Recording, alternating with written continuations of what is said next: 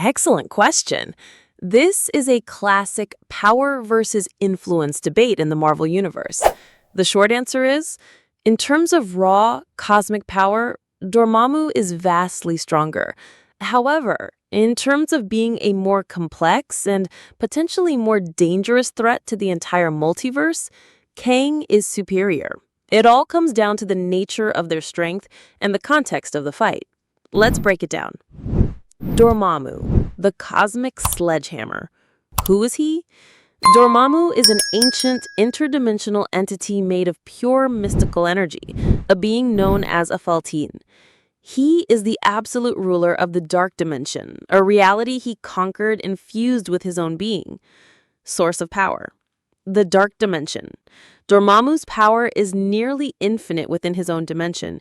He is not just its ruler, he is the dimension.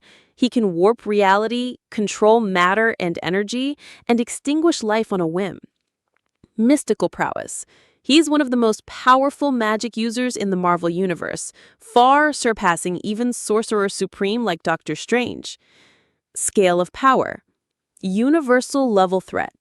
When he enters a universe like our own, Earth 616, his goal is to absorb it into his dark dimension. He has the raw power to challenge cosmic entities like Eternity or the Celestials, though he is significantly weaker outside his own realm.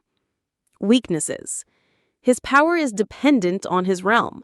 The further he is from the dark dimension and the less influence it has, the weaker he becomes.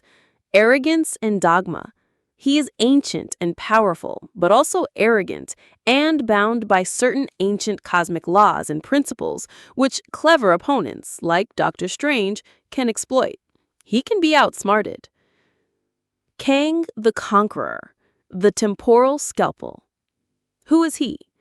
Kang is just a man. Specifically, he is Nathaniel Richards, a brilliant scientist from the 31st century. He is a mortal human with no inherent superpowers. Source of power. Intellect.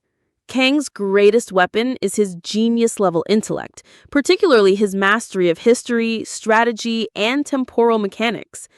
Future technology. He possesses technology so advanced it is indistinguishable from magic.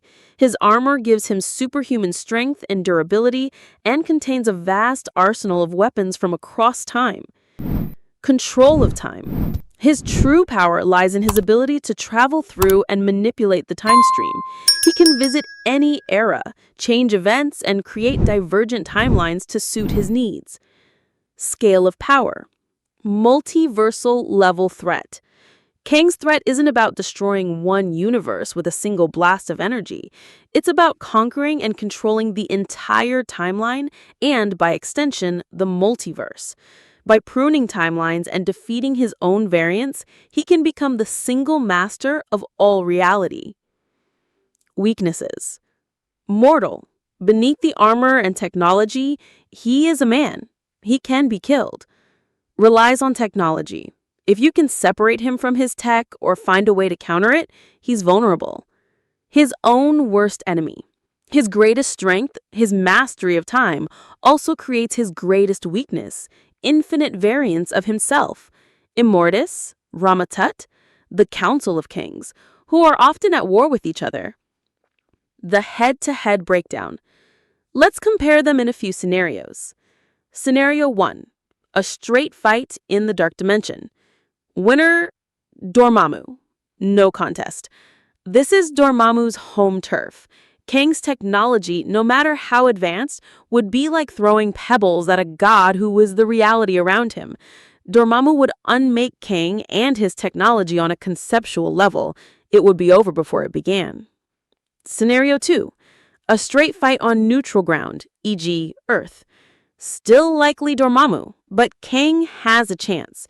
Dormammu is weaker here, but he's still a being of immense magical power capable of leveling cities. Kang's suit could withstand some of his attacks, but he'd be on the defensive.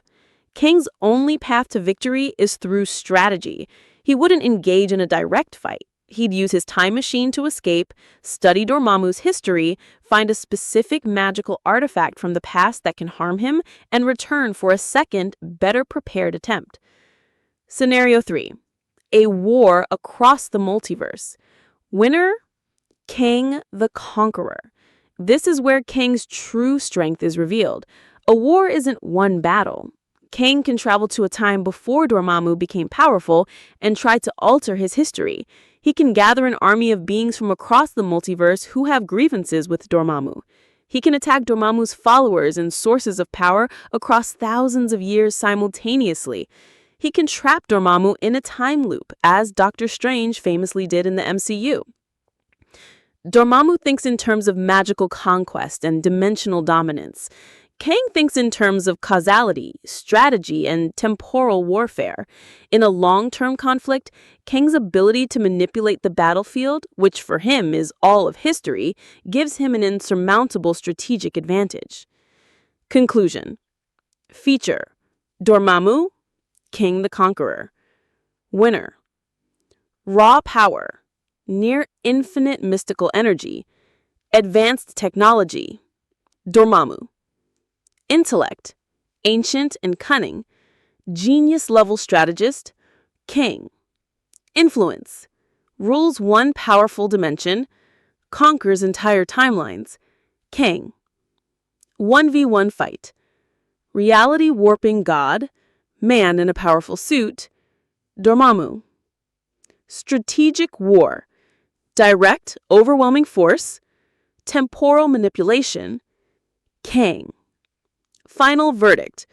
Dormammu is the stronger being, but Kang is the more dangerous villain. Think of it like this.